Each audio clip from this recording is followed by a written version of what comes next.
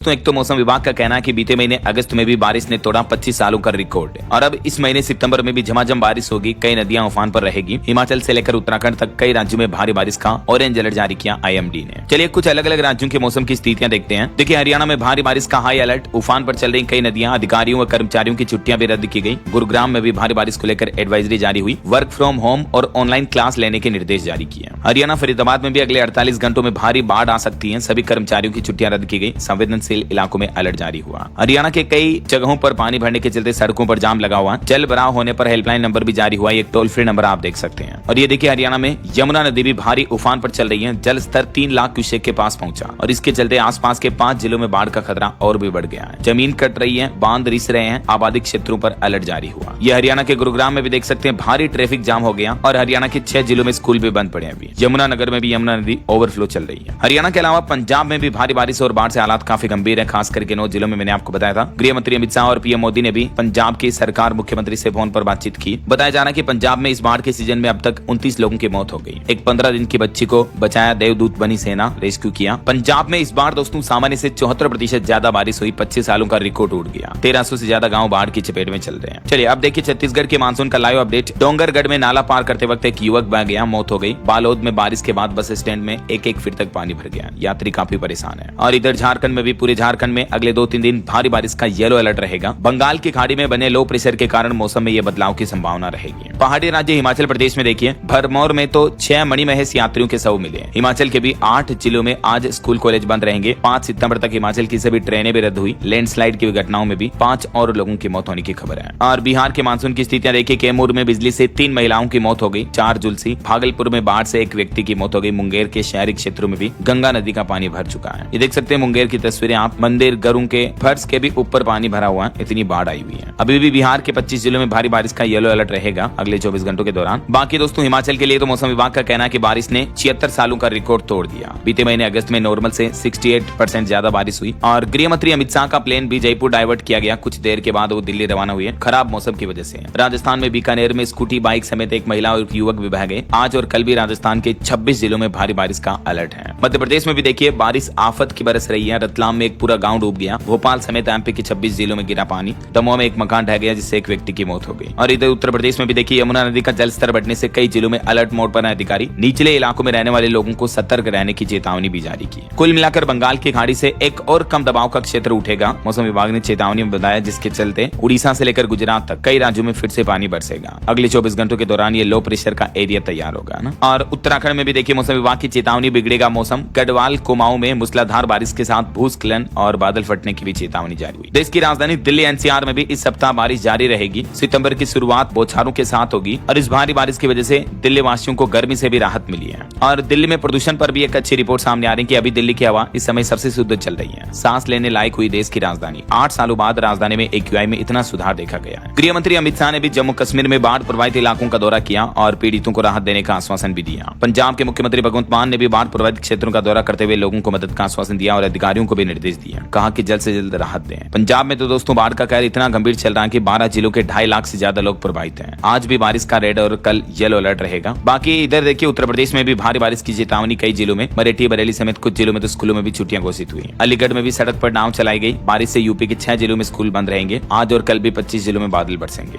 भारी बारिश और भूस्खलन की तस्वीरें देखिए। जम्मू कश्मीर के कटरा के पहाड़ी क्षेत्र में 15 होटल और 65 दुकानें भी बंद पड़ी है। बाकी और भी दोस्तों मौसम विभाग के मानचित्र मैप में आप देख सकते हैं अभी उत्तराखंड, हिमाचल और पंजाब, इन 3 राज्यों में तो रेड अलर्ट की चेतावनी है, यानी अति भारी बारिश हो सकती है। और ऑरेंज अलर्ट रहेगा दिल्ली, हरियाणा, चंडीगढ़, जम्मू कश्मीर, लद्दाख, राजस्थान, उत्तर प्रदेश और उड़ीसा, इन राज्यों में ऑरेंज चेतावनी है। ठीक है। बाकी मध्य भारत के कुछ अधिकतर राज्यों में येलो अलर्ट का अपडेट जारी किया मौसम विभाग ने। अच्छा, हमारे भारत के अलावा पड़ोसी देश पाकिस्तान में भी देखिए दोस्तों बाढ़ के कहर से 20 लाख से ज्यादा लोग प्रभावित हैं। 850 के लगभग लोगों की मौतें हो गई। उफान पर चल रही पाकिस्तान में कई नदियां भी है ना। ओके, और चलिए मौसम के बाद अब अपन आज के सराफा बाजार पर नजर डाल लेते हैं। तो देखिए दोस्तों सोने के भाव में एकदम से जबरदस्त बढ़ोतरी देखने को मिली। सितंबर महीने की शुरुआत में ही एक ही दिन में सोना 2105 रुपए बढ़कर अभी 1,04,000 रुपए के ऑल टाइम हाई पर पहुंच चुका है। इसी साल अब तक सोना 28,331 रुपए महंगा हो चुका है, जबकि चांदी के दाम में भी भयंकर बढ़ोतरी हुई और अभी चांदी का भाव 1.25 लाख रुपए प्रति किलो के आसपास पहुंच चुका है। एग्जैक्ट आंकड़ा आपको बताऊं तो चांदी की कीमत में 5,228 रुपए की बढ़ोतरी हुई बीते दिन और चांदी का रेट 1,22,800 यानी ऑलमोस्ट 1,23,000 के लगभग चल रहा है, जबकि पहले इसकी कीमत 1,17,572 थी। ठीक है। और अभी सोने का भाव भी 1,04,000 4,493 यानी ऑलमोस्ट 1,05,000 पर पहुंच चुका है। बाकी अलग अलग कैरेट के हिसाब से सोने की कीमतें आप देख सकते हैं 18, 22, 24 वगैरह की। ओके, और चलिए दोस्तों, गोल्ड एंड सिल्वर प्राइस के बाद अब अपन कुछ मार्केट अपडेट्स पर भी नजर डाल लेते हैं। तो देखिए दोस्तों, अप्रैल जून में भारत की अच्छी जीडीपी के नतीजों से शेयर बाजार में तेजी देखी गई। बीते दिन भारतीय स्टॉक मार्केट में सेंसेक्स 555 अंक चढ़कर 80,364 पर बंद हुआ। निफ्टी में भी 198 अंक की तेजी रही।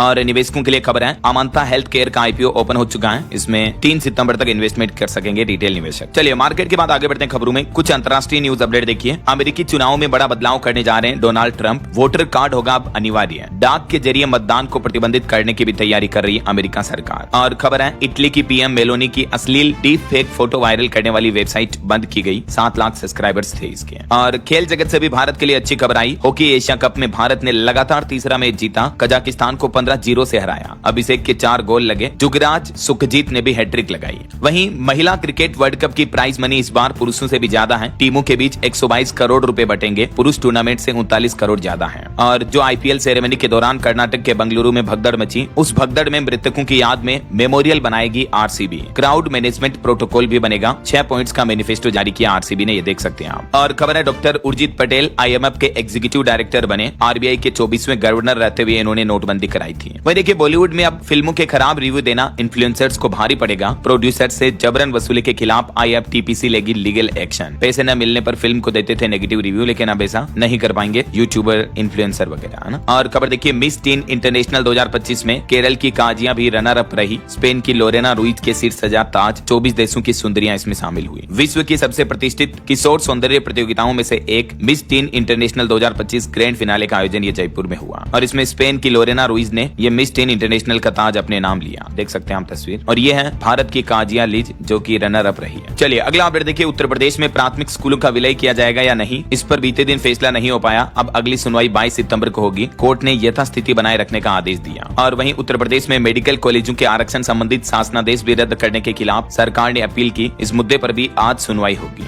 वहीं देश की राजधानी दिल्ली में 80 कृत्रिम तालाब बनाकर तैयार किए गए हैं। गणेश चतुर्थी को देखते हुए रेखा गुप्ता सरकार ने ये योजना बनाई है। और भारतीय रिजर्व बैंक की रिपोर्ट के मुताबिक देश का चालू खाता घाटा जून तिमाही में घटकर $2.4 अरब पर आया। आरबीआई की तरफ से ये आंकड़े जारी किए गए। और सरकार ने एक और बड़ा फैसला लिया। देखिए, चीनी इंजीनियरिंग सामग्री पर लगेगा अब एंटी डंपिंग शुल्क। डीजीटीआर लिफ्ट से जुड़े सामानों पर भी सख्त हुआ। और ये चाइनीज इंजीनियरिंग वस्तुओं पर 5 साल तक के लिए एंटी डंपिंग शुल्क लगाने की सिफारिश की है। और एक रिपोर्ट सामने आ रही, भारत का विनिर्माण पीएमआई भी अगस्त महीने में 17.5 साल के सबसे उच्चतम स्तर पर पहुंच चुका है। उत्पादन और नए ऑर्डर में जबरदस्त तेजी देखी गई। और मार्केट रेगुलेटर सेबी ने मानकों के उल्लंघन के चलते एमटीएनएल पर कार्रवाई की। एनएससी ने लगाया 13.5 लाख रुपए का जुर्माना। वहीं एक रिपोर्ट सामने आ रही कि जीएसटी में सुधार की उम्मीद से वाहन, एसी व फ्रिज की खरीद टाल रहे हैं ग्राहक और दुकानदार। क्योंकि अगर सरकार जीएसटी के 2 स्लैब लागू करने का फैसला ले लेती है तो ये काफी सारी चीजें सस्ती हो जाएगी। तो ग्राहक अभी इसी का इंतजार कर रहे हैं। 3-4 सितंबर को जीएसटी काउंसिल की बैठक भी होनी है ना। और खबर देखिए, सुप्रीम कोर्ट में वकील शुभम अवस्थी को बड़ी जिम्मेदारी मिली। लंदन में मेगा समिट के भारत का प्रतिनिधित्व करेंगे ये। और केंद्रीय कृषि मंत्री शिवराज सिंह चौहान ने भी देश भर के किसानों को आश्वासन दिया। कहा कि बाढ़ प्रभावित किसान भाई लोग परेशान ना हो। केंद्रीय मंत्री ने अन्नदाताओं से मुलाकात करते हुए कहा कि जरूरी सहायता, आवश्यक मदद दी जाएगी सभी किसानों को। और एक वैज्ञानिकों की रिपोर्ट सामने आ रही, क्लाइमेट चेंज यानी जलवायु परिवर्तन पर COP30 के अध्यक्ष ने चेतावनी जारी करते हुए कहा कि इस मुद्दे पर तत्काल काम करना जरूरी है, वरना देर हो जाएगी। COP30 के अध्यक्ष 2 लोगों ने ये चेतावनी दी है कि अभी दुनिया जलवायु संकट से निपटने का वक्त गंवा रही है। तो दुनिया के सभी देशों को मिलकर इससे निपटने के प्रयास अभी से शुरू करने चाहिए। चलिए खबर देखिए, उत्तर प्रदेश के संभल मस्जिद विवाद में भी यथास्थिति बढ़ाई। सुप्रीम कोर्ट ने 2 सप्ताह के लिए अब समय सीमा और बढ़ा दी है। और भारतीय वैज्ञानिकों को एक अच्छी कामयाबी मिली। देखिए, भारत ने बनाई पहली स्वदेशी जल घुलनशील खाद। इससे अब चीन पर आयात पर निर्भरता कम होगी और भारत की मेड इन इंडिया उर्वरक किसानों तक पहुंच पाएगी, है ना। और एक अच्छी खबर है, अब भारत में भी 1 साल में संभव होगी ऑटिज्म की पहचान। नई तकनीक गेट सेट अर्ली लॉन्च होने जा रही है। वैसे अभी भारत में ज्यादातर बच्चों में ऑटिज्म का पता चलता है 4-4.5 साल की उम्र के बाद, ठीक है। लेकिन भारतीय वैज्ञानिकों ने जो नई तकनीक विकसित की है, इससे बच्चों में ये पहचान सिर्फ 12 महीने में ही हो पाएगी। यह नेत्र ट्रैकिंग तकनीक और व्यवहार विज्ञान की मदद से ऑटिज्म की पहचान के भरोसेमंद नतीजे देती है। वैसे इस तकनीक को कैलिफोर्निया विश्वविद्यालय के वैज्ञानिकों के साथ मिलकर तैयार किया गया है। चलिए खबर देखिए, एंटीबायोटिक दवाओं का नहीं कर सकेंगे अब अंधाधुंध इस्तेमाल। सरकार ने बनाई नई राष्ट्रीय उपचार गाइडलाइन भी। दरअसल केंद्र सरकार की तरफ से संक्रामक रोगों में एंटीबायोटिक दवाओं के इस्तेमाल को लेकर ये नई गाइडलाइन 2025 जारी की है। इसे देश के 44 एक्सपर्ट डॉक्टरों ने मिलकर बनाया और केंद्रीय स्वास्थ्य मंत्रालय ने इस संबंध में सभी राज्यों को नए नियम के निर्देश भी भेज दिए हैं। और सभी डॉक्टरों को भी अनिवार्य रूप से एंटीबायोटिक दवाइयां देने से पहले क्लिनिकल सैंपल प्रयोगशाला में भेजना होगा। तो ये हॉस्पिटल हॉस्पिटल में इलाज और दवाइयों को लेकर सरकार की तरफ से नया आदेश, नए नियम लागू किए गए हैं, ठीक है ना। और खबर आ रही है, वैश्विक चुनौतियों के लिए तैयार होंगे उद्यमी। अमर उजाला के MSME फॉर भारत पोर्टल का भी लोकार्पण हुआ। वही देखिए, भारतीय सेना की समुद्री युद्ध क्षमता में भी इजाफा होगा। 1 लाख करोड़ से 9 पनडुब्बियां खरीदेगा भारत। 2 सौदों की तैयारी कर रहा रक्षा मंत्रालय भी। इसको लेकर बातचीत जारी है। और देश की राष्ट्रपति द्रौपदी मुर्मू अभी कर्नाटक और तमिलनाडु राज्यों के 3 दिवसीय दौरे पर पहुंची। वहीं टेक्सटाइल कंपनियों के लिए भी खुशखबरी आई। सरकार ने PLI स्कीम की डेडलाइन को बढ़ा दिया है। 30 सितंबर 2025 तक की एप्लीकेशन विंडो को बढ़ा दिया। तब तक अब टेक्सटाइल इंडस्ट्री के सेक्टर में कंपनियां PLI स्कीम का लाभ ले पाएंगे, है ना। और लोन लेने वालों के लिए भी बड़ी अच्छी खुशखबरी देखिए। इन 2 बैंकों ने सितंबर महीने से ही इंटरेस्ट रेट यानी ब्याज दरें घटा दी हैं। और उन बैंकों में शामिल है दोस्तों, एक तो पंजाब नेशनल बैंक PNB और दूसरा बैंक ऑफ इंडिया BOI। दोनों ही बैंकों ने सितंबर से ही अपनी MCLR ब्याज दरों में कटौती की है। और इनमें PNB ने तो 15 बेसिस पॉइंट की कटौती की है और BOI ने 5 से 15 बेसिस पॉइंट तक की ब्याज दरें घटाई है। तो इससे इन दोनों ही बैंकों के जरिए home loan, auto loan, personal loan वगैरह की EMI में थोड़ी राहत मिल सकती है ना। ये देख सकते हैं आप, पंजाब नेशनल बैंक के अब अलग अलग टाइम पीरियड के अकॉर्डिंग नए MCLR रेट क्या होंगे और इसी तरह